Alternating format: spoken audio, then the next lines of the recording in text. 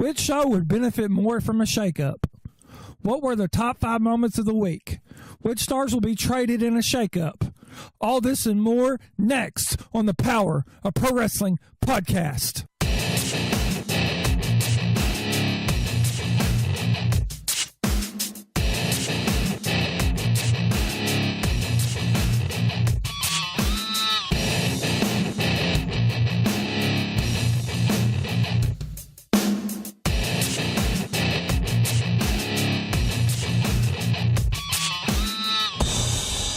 And welcome to the show. This is your host, Robert Red. And this is Joe. If you like this broadcast, please subscribe to us for free, and I mean free, by searching the Power Pro Wrestling on iTunes for our computers, the broadcast app for iOS devices, or Play Music for Android. You can also check us out on Shout Engine. You can follow the show on Twitter, which is PPW Broadcast, where you can get the latest news regarding the broadcast and leave your feedback about the show and suggest upcoming topics. Awesome. So, you heard that, guys. You can follow the show on Twitter at PPWP Podcast. We will appreciate your feedback. You can suggest topics and all those places where the podcast is available. Hopefully, it will be in the future. But how you doing, Joe? I'm doing great. Let's get the show rolling. Yes. I'm glad to have you back on. You actually, since we're here, you are the most listened to episode of 2017, and you're the most listened to episode of all time of the podcast. So how does that feel? Man, it's making me feel like I'm a champion here. Do. You're the champion of broadcasting. Yeah, so we actually have a great show for you today. We are going to be discussing a lot of a superstar shakeup. We're going to be talking about who might be traded in a superstar shakeup. We're going to list our top 5 moments of the week, but we're going to get started with which show is actually going to benefit from a superstar shakeup. But prior to that, we're going to kind of talk about Elimination Chamber. What were your thoughts overall of the pay-per-view this past Sunday? To be honest with you, I wasn't really excited about it. It was kind of like low card, because if you go by internet rumors about what might happen at the WrestleMania, everybody already predict Roman Reigns winning it. The only excitement I had at Elimination Chamber was the women's, because it's the first time ever, and I think of all those 6 women in the Elimination Chamber match, they did all a great job and definitely showed the women revolution. Okay, what did you think specifically about the women's Elimination Chamber match? Since it was the historic first women's Elimination Chamber match, do you feel it lived up to the hype? Do you feel it was booked right? It was booked right and lived up to the hype. I mean, those women went out there and they showcased what they can do compared to the men. There's no difference between men and women when it comes to that wrestling ring. And, they did everything from climbing the chamber, doing some high-flying moves on top of the chamber. They tried to go put themselves through the glass. They went to use the chamber body itself for physical damage on the opponents. I mean, they went out there and they showcased everything. And yes, at the end, Alexa Bliss is still champion, but if you look at it, I wouldn't pick anybody else but her to win it. Yeah, I mean, I thought it was booked proper in the way it should have been booked. I liked how they had Alexa Bliss at last, and kind of they allowed the numbers game to play a role, because as a lot of times I feel like they don't show that being the last person that truly is an advantage. They a lot of times will let like maybe the 4th or 3rd or 5th person win the chamber match, so they really showed about how the odds play in this type of match. So I enjoyed how it was booked, that you being the last person in really did matter, and they kind of booked it the way I thought they would. They started with one member of Absolution and Bayley, and then they let out, which was Sonya Deville, and then they let out Mandy Rose to kind of do the whole handicap that situation, and then they let Sasha come out to help Bayley, and then you brought out trying to think Mickey, and then you had Alexa Bliss come out. And so I thought they booked it the way they should have booked it, and having Alexa being the last person out and being the winner of the chamber match. So I thought that was good. The men's chamber match was cool. I liked how they had Braun Strowman and eliminate everyone, but my qualms was they eventually let Roman Reigns win the match. If you were going to do that, you should let Braun Strowman get eliminated by 3 or 4 guys, and then let Roman Reigns kind of get the win. But that way, Reigns' win is more palpable. Then it's not just Braun doing all the work, and then you have Roman just beats Braun and he wins. And I hate to interrupt you, but it's fine. But it's like, if you want Roman Reigns to be the top dog on Raw, and you go and have him represent Raw on WrestleMania for the title, then you ought to have him dominate the whole chamber match, and then maybe him at the last two-man stand to be him versus Braun. And you can still make Braun Strowman look strong enough to make him, get so close pinfalls against Roman, but at the end, Roman Reigns pinning him too. That's what I would have predicted. I mean, Roman pinning Braun we knew was going to happen, and so it's just a matter of time, but I think that's where it falls because you had Braun just beating everybody, and then Roman just, I beat Braun, I win. He just beats the one guy. I felt they should have like maybe 2 or 3 guys team up on Braun to eliminate him, and then Roman could still go on to win the match. That was my biggest point. It'd be awesome. It'd be awesome in the that at the last 3, it'd be Seth and Roman, and Braun and Seth Rollins and Roman Reigns tag teaming up against Braun, pin Braun Strowman, and then Roman Reigns turn on Seth Rollins. That'd be kind of a good thing to watch for. Okay, well, that's kind of our thoughts on Elimination Chamber, but let's get into our debate topic, and which show needs a superstar shakeup. Now, the episode that's the most listened to that you were on, we talked about back in August about them potentially doing another superstar shakeup. Well, there's rumors that after WrestleMania, since we're kind of gearing up, we're on the fast lane to WrestleMania, that there's going to be a draft held post-WrestleMania. So I want to kind of revisit the topic of a superstar shakeup, and at this point, which show would benefit more from a shakeup, whether it be Raw or SmackDown. So if you're new to the show, which hopefully you're not, but if you are, welcome. For this portion of the show, Joe will have 2 minutes to present his side of the debate. I'll have 2 minutes to present my side, and you guys will get to go vote on who won. So you can do that on Twitter at PPWP Podcast. So you're ready to present your side of the debate, Joe? And yes. Which show would be better suited for a shakeup? Be Raw, because right now Raw has all the top dogs on their show, and yes, right now Raw looks the strongest of all shows. But you know what? After watching Roman Reigns dominate Raw and watching Brock Lesnar's and all the top dogs on Raw, I'd like to see some of these new guys, some of the guys you ain't familiar with, come into Raw and be, to my opinion, Raw always be the bigger stage of both brands, even in the past.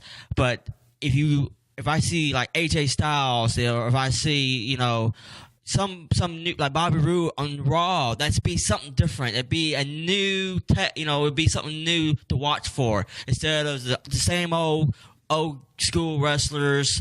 Always been like like sometimes you see Stephanie, Triple H, come out there and make I'm tired of seeing the same old people every time on the one show. I like to see, like what SmackDown has, come to Raw, have some fresh faces, like some new talent from NXT going to Raw. Have some new faces in Raw. Okay, that's some great points that you pointed out.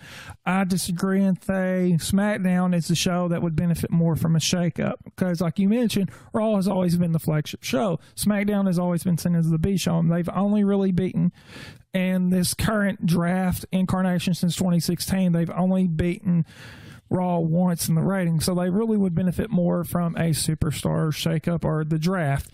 If you look at it, they have ran the AJ Styles, Kevin Owens, Kevin Owens and AJ Styles feud since like SummerSlam, and we're in February. That's been going on since like July, August. So they really need to shake up the world title picture. It seems like it's almost the same guys, and their mid-card scene they really need to flesh out because you're not really seeing a good mid-card scene. I mean, you have Bobby Roode and you got Jinder Mahal there, and you kind of drop Randy Orton down, but we're really not seeing the Rusevs that you could really use to fill out the mid-card or even bump him up to the main event scene. We're not really seeing the Aiden Englishes. Ty Dillinger, when's the last time he's been on the show? And then the tag team scene has really been stagnant because it's really only been New Day or Usos. You really don't have any other teams other than Chad Gable and Shelton Benjamin and challenging for the tag titles. I mean, they really need to freshen up their tag scene, and the mid-card division. Raw really has a strong mid-card division and the main event scene. So, I mean, I think SmackDown would really benefit better from getting shaken up, from getting new talent, they would benefit a whole lot more because of the stagnant main event scene. Because Nakamura, this was the first time in a couple of weeks he was even on the show, and he set the face AJ Styles at WrestleMania. So SmackDown, I think, would really benefit more from a superstar shakeup because of the main event scene stale. You really don't have a mid-card established, and your tag team scene has also become stagnant on SmackDown as well. So that would be kind of my three major reasons why that SmackDown would benefit more from a superstar shakeup. But let us know, guys, who do you think won this? So that's all the time we have for the debate. Tell us who you think won on Twitter at PPWP Podcast. But don't you dare go anywhere, because our top 5 moments are coming up next. Attention all pro wrestling fans. You now can show your support for the podcast that is by wrestling fans for wrestling fans. The Power of Pro Wrestling Podcast on Patreon. On Patreon, you will get early access to the podcast, along with access to articles and other great content. You can show your support today on the podcast on Patreon by going to patreon.com/PPWP. This is Tim Branscombe, and you are listening to the Power of Pro Wrestling Podcast. Welcome back to the show. Brace yourselves. It's now time for our top 5. With all the exciting action this week, we'll be counting down our favorite moments from 5 to 1, starting with number 5. Okay, Joe, what is your number 5 for the week? All right, number 5 would be the Usos versus the New Day. If you really look at that type of matchup right now, they are fighting, or New Day's fighting, because they are to me, the defending, they're defending their reputation. They're being the dominant tag team for the past 2, maybe 3 years. They've been the longest reigning tag team champions and all that. And then Usos are claiming they're the best tag team. So really, you're having the team that's been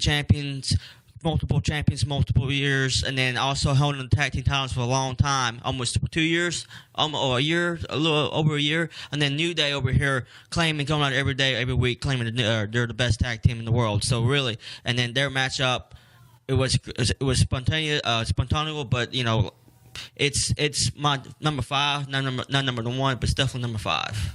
Okay, that was a good number 5 moment. My number 5 moment from the week is going to come from Monday Night Raw, and it is going to be the matches between Miz and Rollins and Miz and Balor. Now, originally, I would have picked either the John Cena promo or the Roman Reigns promo, but the reason I didn't pick the Roman Reigns promo is because I saw right through what they were doing. They're trying to get us to cheer Roman Reigns because they're going to anoint him the guy or the top babyface come WrestleMania when he finally beats Brock Lesnar. So I saw kind of what they were doing with them, kind of doing the whole shoot promo and saying what the kind of internet crowd or the smart crowd says all the time about Brock Lesnar and just being a part-time champion and stuff like that. So I didn't pick that, but I picked the Miz and Rollins and Miz and Balor matches. Let me going back at my notes. Love the smart strategy by the Miz, a nice suplex Falcon Arrow combo from Seth Rollins. I love that combination of moves. I love his frog splash that he did like near the end of his match with him. He jumped, I think, about 3/4 of the ring from one turnbuckle to almost the other side of the ring. So I really enjoyed that. And then Balor stealing Rollins' thunder. So I kind of love that. And the Balor match was a very hot start. Nice running knee to Balor. Balor turning the tables on Miz with the kicks. He kind of did the, how Miz is stolen from Daniel Bryan using the yes kicks. So Balor was kind of stealing them from Miz, stealing them from Bryan. So I love that. And then the nice coup de grace, as Bryan's saying, kind of jokes around from Balor to Miz. I mean, I kind of like where the story is going and kind of how it's developing. And Miz is challengers for the kind of Intercontinental title picture. So I look very forward to what's going to happen there in the Intercontinental title picture. But that was my number 5 moment for the week. Number 4. And my number 4 moment, Robert, is your number 5 moment. I picked the same thing, but that was number 4. To me, it's the reason why it's number 4 is because, it is, like you mentioned, all those spectacular moves that Seth Rollins did in the ring, along with Finn Balor did to the Miz. That match, to me, that's what Raw needed, considering what's going on with the Universal title picture, with Brock Lesnar not always being there. So all 3 superstars and maybe some future ones but that match, they definitely showed that title is becoming a prestige title again. And when you perform those great moves, that shows how much passion the wrestler has to try to show, hey, I'm one to challenge you for the title. So that's why that's my number 4 pick. Number 4 pick. Okay, that's awesome. Well, my number 4 moment of the week is actually going to come from Ring of Honor Wrestling, and it is going to be the match between Kenny King and Silas Young for the TV title. Now, this was a good match, and I did enjoy that there was a title change there at the end between Kenny King and Silas Young, that Kenny King won the belt, but it wasn't as good as maybe another match we'll be seeing on my list. But the reason I have it on my number 4 is there was some nice chain wrestling in a standoff by both men, so I love that. The Beer City Bruiser interference, and then Bully Ray coming out to throw them out. I enjoyed that as well about the match. Loved the arm drags by Kenny King. The beautiful spin kick by Kenny King, that was good as well. The nice use of the stage by Kenny King, which we'll say in maybe another match that's on my list. And he used not the left or the right stage, but he used the center stage or the entrance stage. So I enjoyed that. Selfie King, I have in my notes as well. He goes out into the audience and takes a selfie with the dude, so I enjoyed that as well. Great spine buster by Kenny King. The draping spinning DDT by Silas Young that he did in the match, it was great. The nice counter by Silas to the last chancery that Kenny King used, which is an Austin Aries move. I like that. And then I love the cowardly Silas, where he tried to go up the steps to kind of get himself counted out to retain this title. I love that. And then I love the great roll up by Kenny King to get the win. So that's why I have it as number 4. It was a good match. It was a slower match, and another match maybe on Ring of Honor that will appear on my list.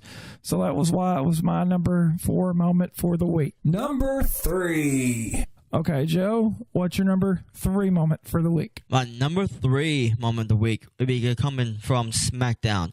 The one, number 5 was SmackDown, number 4 was from Raw, but this one's going to be SmackDown again. And I'm a WWE fan, so that's why I always pick WWE matches, because I constantly watch them.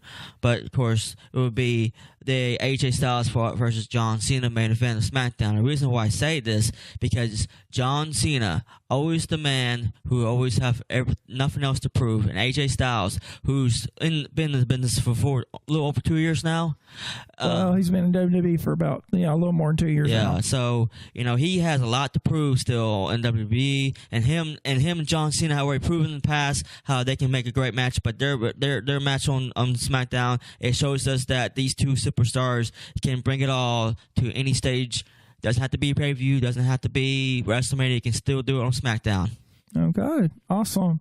My number 3 moment of the week is actually going to come from Impact Wrestling. Now, normally Impact Wrestling doesn't make it this high on my list, but I had to put this match pretty far up there, and it was the main event between Sami Callihan and Eddie Edwards. I love the nice hot starts to the match. It was a nice exchange between the two. They did kind of like the tope suicida Eddie did to Sami. Then Sami got in the ring and did like a basement like dive through like the bottom rope on to Eddie, and then Eddie got back in the ring and did one to Sami. So I mean, I love that exchange of moves between the two. Nice selling by Sami. I have here on my notes. Very much an action-paced match. I love the great heel tactics by Sami. Nice superplex by Eddie. Nice backpack chin breaker. Eddie caught Sami off the top turnbuckle and like the backpack chin breaker, so I enjoyed that. I love the face wash by Sami. Great ring presence by Eddie in the match.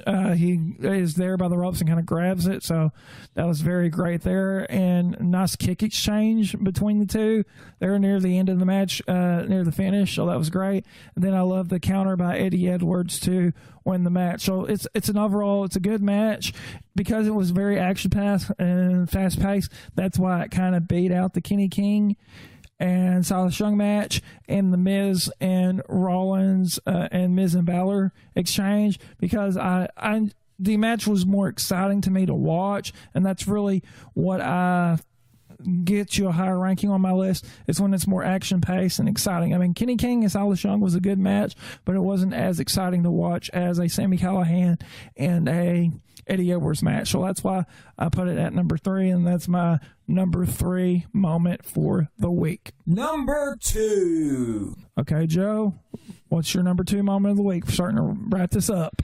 All right, number 2 moment. Unlike most of us top 5 moments, this one isn't a wrestling match or it's been on either of the show. It is a promo, and it's a promo from Raw that John Cena had made, which is kind of like one of those Goosebumps promos where he comes out there, and of course, you usually expect the normal John Cena to saying how he's the best and how he's better than everybody, typical John Cena. But he came out there, and he, for once, acts like he's clueless, but he's out there saying, "Man, I found my road to WrestleMania," and know what he does? He does what everybody wants him to do, and of course we didn't really expect it to come, but he did. He said, "I will challenge the Undertaker," but out of nowhere, it's like giving a candy to a kid, and he hands it to you, but as soon as he got to hand it to you, he rips it from you, and he said, "No, there's no way this match is going to happen because the politics in the backstage." And that's like, to me, it's like why my number 2 is because it's like he was feeding to what I want to see and what I want to hear. But then as soon as he give me those goosebumps, he just snatch it from me. And that's what I like about that. Okay, that was a good number 2 moment. And I mean, I did enjoy the John Cena promo. That was good, but I mean, there was just better stuff this week. So my number 2 is actually going to continue off of that, and it was one of your earlier moments. It was from SmackDown Live, and it was the main event match between John Cena and AJ Styles. These guys just put on classic matches every single time they seem to go against each other one-on-one. So, I mean, obviously I love seeing his story going into this, trying to find his road to WrestleMania. Yeah, so him getting to face AJ Styles in the main event, and if he beat him, he got to be added into the Fatal 5-Way to make it a 6-pack challenge. So I love kind of that aspect. Here in my notes, I have a split crowd, where some people were cheering for Cena, some were cheering for Styles, so it was very good. Nice shoulder block by Cena, a nice spinning Argentine move that AJ did in the match. He kind of had him in like the Argentine backbreaker, kind of like what Luger called the torture rack, and kind of like spun him around in like I think a power bomb, if I remember correctly. Nice face plant by Cena, which was awesome. He had him kind of like on his shoulders and like went forward with him, so I love that. Nice counter by Styles. STF, great form by Styles, great counter by Cena, smart strategy by Cena. I love where he purposely put AJ Styles through the announce table, got in the ring, and tried to get a count out, where AJ just previously, when Cena was out, he's like, "No, I'm not going to do that." So love the nice counter by Styles as well on that. A great show of sportsmanship by Styles.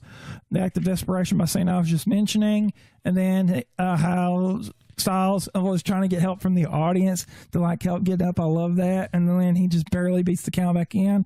And then I love the calf crusher. And then Cena kind of countered out of it into an AA, which was a weak looking AA, but it got the job done. And Cena was able to beat Styles, so he's now added into the match. And it's going to be a 6-way match at Fastlane, which is going to be discussed next week. So that was kind of my number 2 moment for the week, was John Cena, AJ Styles. Very good match. Like I said, they always put on good matches, and it was from the importance of this is why this ranked higher than some of the other matches I had on my list. Like I said, Miz and Balor and Rollins was okay.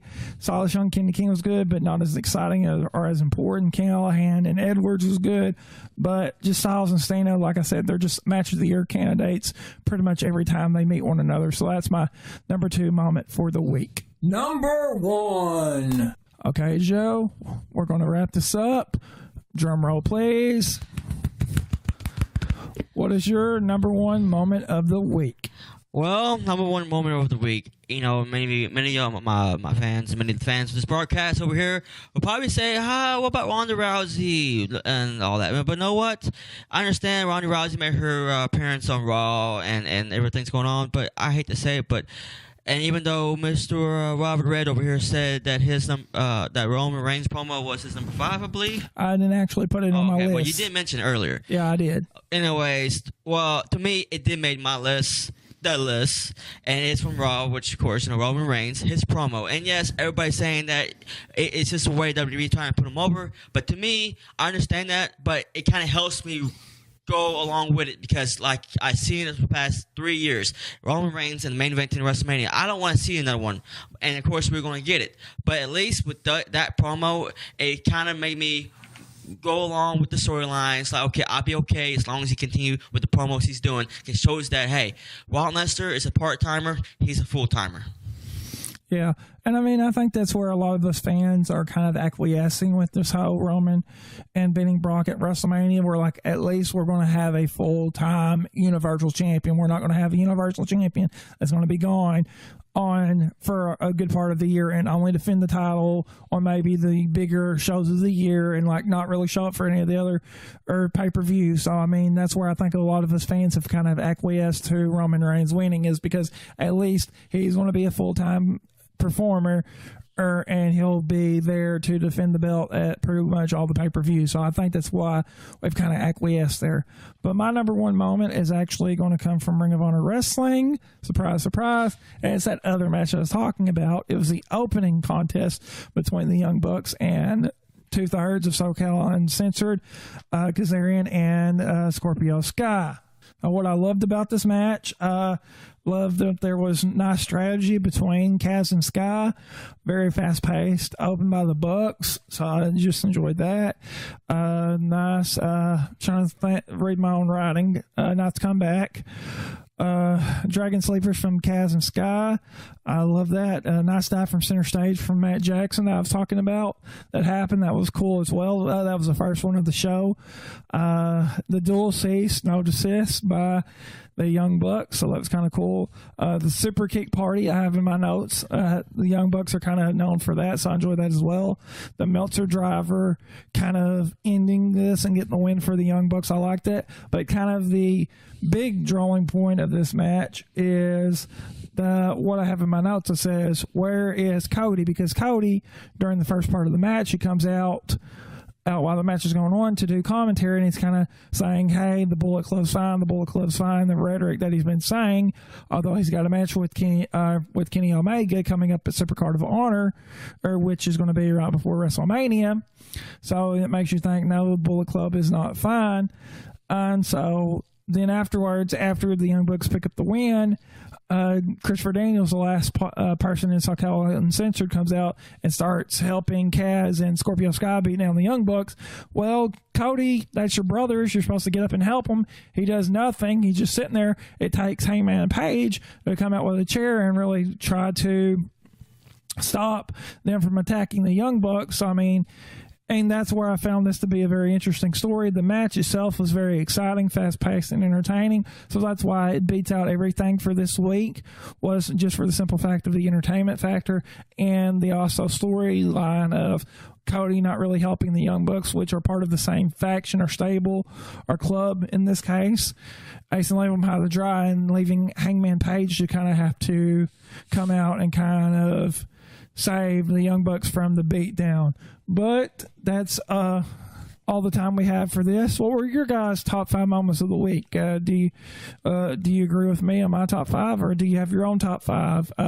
But that's all the time we have. It's time for our final commercial break, but don't go anywhere. Stay tuned. Rapid Fire is coming up next. Attention all pro wrestling fans. You now can show your support for the podcast that is by wrestling fans for wrestling fans. The Power of Pro Wrestling podcast on Patreon.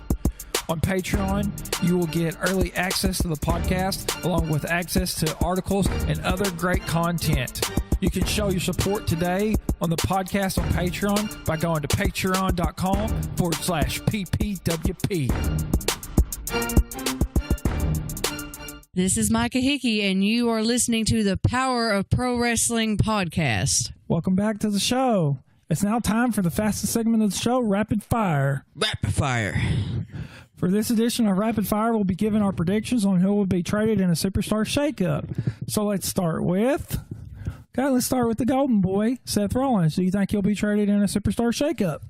As much as I like to see him go on SmackDown, I can see him keep on Raw. He's going to be the future of Raw. He's going to be the face of Raw. And Seth Rollins, I can see him down the road become the Intercontinental Champion. He's going to carry that championship like he ought to be carried. Okay.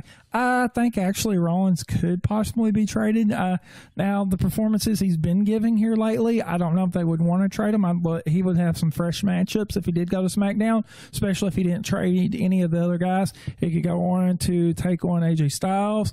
He could have a Nakamura feud. I mean, he could work with a lot of guys on SmackDown if he did get traded over to SmackDown. So I could see it as a possibility, although I don't know if it would be a reality at this point or not. How about the Rusev? I don't think he'd be traded. I think he's going to be a SmackDown guy. And many of y'all may disagree, but he was on Raw before. He was doing great. And he been SmackDown. He's been kind of a lame duck. But I got a feeling that once after the drive hits and all that, he would still be on SmackDown. And he would, because like I said before, SmackDown is a land of opportunity. And he's better off stay on SmackDown. He has a better chance. Even though they're not using him now, he have a better chance of doing something in his career in SmackDown than Raw. Okay, I definitely agree. Rusev just getting traded in the Superstar Shake-Up back in August or whenever they had it, and getting traded over to SmackDown. I don't see them going to trade him back to Raw. It would make no sense. And, I mean, he would have room on SmackDown to thrive and strive. Going on SmackDown, he could possibly get into the U.S. title picture again, or he might even could bump up to the WWE Championship. So, I mean, that's definitely something I could see for Rusev. I see nothing for good for him on SmackDown, so I don't think he would be traded back to Raw or even to NXT or anything demoted. Speaking of NXT, how about an NXT call-up, Mr. Johnny Wrestling, Johnny Gargano? Johnny Gargano, man, you know, it's very hard to predict what show if I would draft it on or wrap it on, but I would go for SmackDown because SmackDown is more to me seem like his field of line of his style wrestling because we got a lot of those young those not many heavyweights, a lot of the lightweights down there. Even though Raw has the cruiserweight division and he is technically a cruiserweight, but he's better off on SmackDown because he has a better chance competing for the U.S. title and even compete with the likes of Rusev and some other guys from NXT in the past because that's where a lot of NXT guys gone to is SmackDown. Yeah, I definitely think we're getting Gargano training, especially if he's supposed to be going from NXT now. We're definitely going to see him in a shakeup. I'm scared that he's going to go to Raw and be part of 205 Live because he was part of the Cruiserweight Classic. A lot of people, I guess, forget that fact. So I think when he does eventually get called up after WrestleMania, we're going to see Gargano on 205 Live and maybe on Raw if the Cruiserweights get any matches. So that's where I think Gargano is going to go, is to Raw. He will be traded, and I think he'll be to Raw. So I would love to see him go to SmackDown, but I just don't see that as a reality for Johnny Gargano going to SmackDown. Let's move on to, how about Fabulous? Yes, Carmella. Carmella, man, she's been striving pretty good on SmackDown, and yes, she will be better off on SmackDown considering how the field of competition is, but I can see her being drafted on Raw because she has that charisma, and right now in the women's division and on Raw needs that charisma because you got a lot of female wrestling, but not a lot of charisma, a lot of acting, what they call it, acting. Well, maybe like character work, or like a character work. Yes. You know, she'd be better off on the mic. You need a little bit. I understand female wrestling, but you need a little bit of mic too, along with the wrestling, and that's what Carmella has, and you need that on Raw. I could see a potential trade to Carmella going to Raw. I don't know if it's going to happen or not right now. Also, I mean, that's really why I'm kind of in doubt. I think if she still has the Money in the briefcase, so I mean, she could cash in on the Raw Women's Champion. But if you do Asuka and to have a lame cash in by Carmella on Asuka, to have Asuka streak in, I think would be kind of dull. So I don't necessarily think she would be traded. She could benefit from a trade, maybe, but with her being on SmackDown, I think she would thrive more. So I don't think she would really get traded. How about we move on to the Universal Champion, Brock Lesnar? You know, it's funny how you put that in there because personally, I don't see him being drafted at all. or even consider him, because I don't think he's going to be continue wrestling after WrestleMania. In my opinion, I believe he's going to go to UFC. I mean, yes, people are speculating again. They always do around this time of year, but I really do think he's pretty much in his time wrestling. He's going to probably go back to UFC or do some type of mixed martial arts, in my opinion. Okay, yeah, I don't see Brock getting traded. If he does stay with WWE and signs another contract, he's a big money player, so he's going to stay on the flagship show with Raw, so I don't see a trade there. And how about we pick a tag team to end this? How about Breezango? Do you think we'll see them get traded in the draft that's like possibly coming up? Well, I mean, Breezango, they got some type of strive going with them with the whole police gimmick thing they got going on. Yeah, the fashion police. The fashion police, and I can see they can bring that to Raw. I can see them go to Raw, because right now, even though SmackDown do need some new contenders, but I think there'll be some potential SmackDown potential tag teams going to SmackDown, and I don't see. And if that happens, there'll be nowhere for them. So I'm thinking them going to Raw, it'd be a fresh start with their tag team drive. Yeah, I mean, definitely a team from Breezango could definitely benefit from going to Raw, because Raw, all their tag team scene is lacking, because you really only have Anderson and Gallows, you have the Revival, and you have the Bar. And then you have like Titus Worldwide, which what's that? So I mean, I think they would benefit from moving over. Although SmackDown doesn't have that great of a depth of a tag team scene either, so I really could definitely see them getting traded over in a draft, or they could benefit from a shakeup. But that's all the time we have for the podcast. I would like to thank you, Joe, for joining me today. Where can people follow you on social media? They can go see me on Twitter, which is under I don't know. I'm not a big social media guy here. Just look at me under Joe Goodtermuth, Gutermuth. Okay, that's my last name. You can find me through that way. So that like I said, I don't have much Facebook time or Twitter. It's just, if you want to, you can look under Joe Goodtermuth, Gutermuth. Okay. Awesome. You can also follow me on social media. Facebook, it's facebook.com/Robert Ray Jr. Twitter, it's twitter.com/Robert Ray Jr. or the podcast. I'll mention here in a little bit. Instagram, it's Robert Ray Jr. I have a YouTube channel. It's youtube.com/user/the Robert Red, where you can view some videos I got. I just put one up about silk stockings and kind of my thoughts on the show. It used to come on after all back in the day, the Attitude Era. So you definitely want to go and check out my video. So like and subscribe and share if you don't mind. And also, Robert, I had to cut in, but remember, it's free. It's free. Yes, it's free. So, yeah, definitely. And you can subscribe to us for free on Play Music or iTunes by searching the Power Pro Wrestling Podcast, or on Shout Engine. You can leave us a review on the show as well. You can financially support the show on Patreon, where you'll get all sorts of wonderful perks. But I would like to thank you guys for checking out the show today, and you can catch us next time on the Power of Pro Wrestling Podcast.